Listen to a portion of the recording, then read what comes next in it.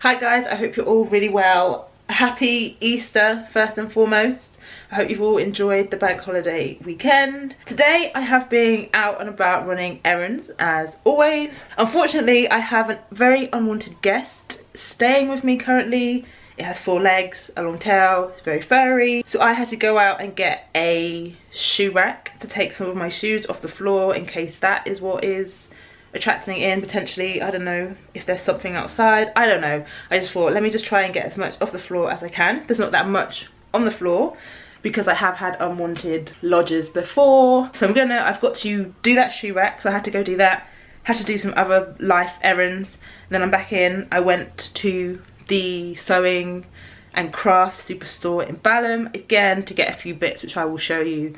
But to start with, I've got to do some boring-y type house stuff.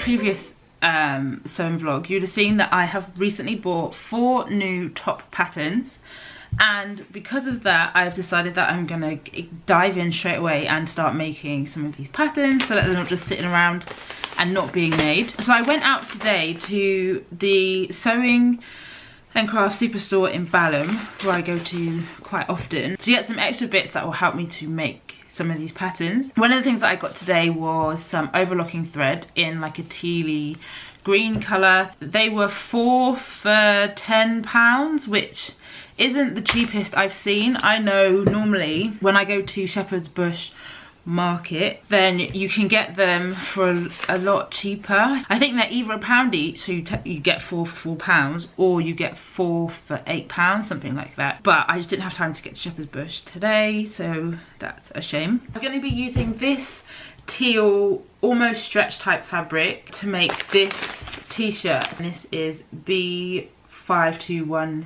I'm going to do view B, which is a semi-fitted t-shirt with a slightly longer sleeve. And this top doesn't actually have enough stretch to do it properly because this is meant to have fabric with a stretch crosswise 4 centimeters of folded knit from here to here. That's just what it says at the back, which this doesn't have, but it is a rib fabric, so I think it's going to be fine. Probably just need to cut it slightly larger just so I can definitely make sure I can get it on and off. And the next pattern that I want to make is this one. So this is B6487. I'm not entirely sure on what view I'm going to do just yet. It's between A and B at the minute, which is these two on this side. And additionally, I'm not completely set on the fabric that I'm going to be doing it in. I have quite a lot of fabric in my stash that I need to start working through so that I can make space to buy new fabric rather than keeping on buying more fabric in the stash staying there. I'm either going to do it in this hot pink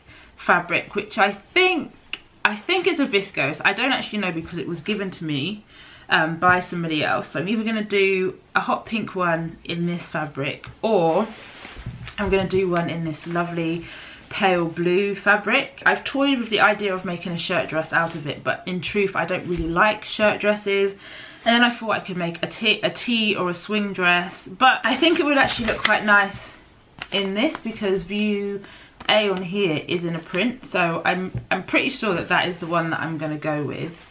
And I think this will be a lot more versatile to wear with different things through like spring and summer. And then I'm thinking of doing this one. So this is B656 in view A, pretty much as is, because I've got some lovely mustard yellow fabric here. So then I bought some mustard yellow thread as well. Here's one that I bought earlier.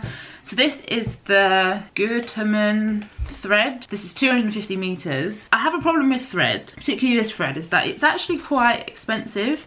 So today I bought like 3 meters of a lining fabric for a skirt that I'm going to show you guys in a second. 4 threads, 4 of these threads, same length. And then obviously the overlocking threads, which was then £10.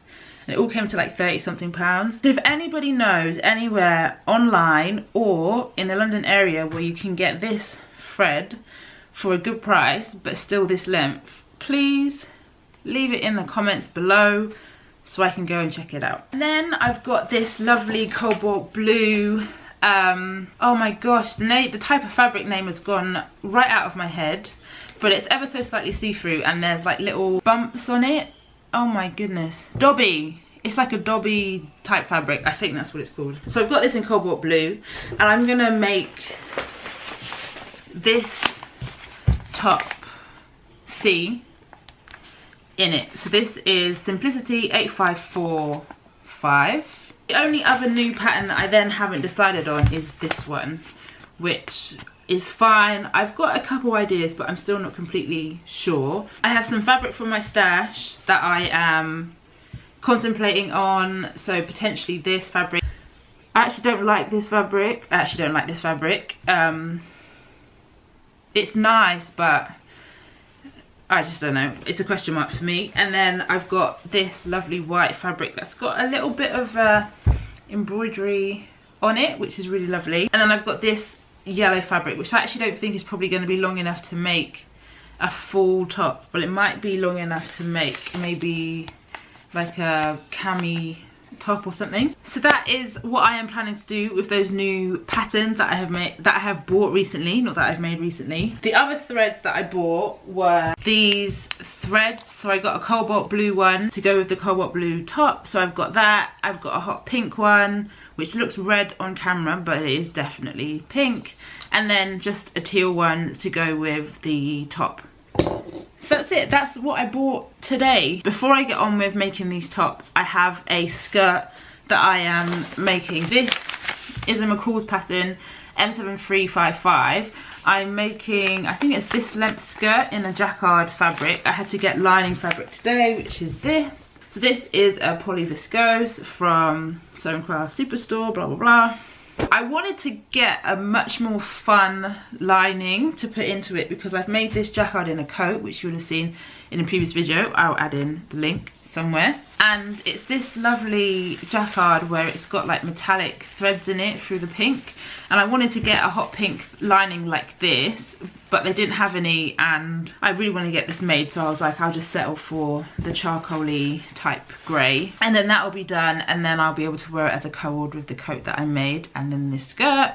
So that'll be fab. Once I've made this skirt, it might inspire me into what shape to make this fabric into for a top, which would also be fab. And I think that's everything I needed to round you up on. I'm going to be trying some different seam prettying technique. I've tried a couple before. Every so often I get to the point where I run out of overlocking thread that matches, or I don't have overlocking thread that matches. So I would just want to try out different techniques to neaten seams other than French seams, which I've already done, and I feel like I'm quite good at that now, and obviously overlocking them. There are other seams that you can do, like Hong Kong seams. I'm going to be trying out a few of those just to give me alternatives. Hopefully I'll be able to do a couple on this jacquard fabric. Actually, that would probably be quite good because this already looks like it's fraying a bit already. So yes, that's it. That's the end of my update. It's a bit of a long update, so I'm just going to crack on with some sewing now.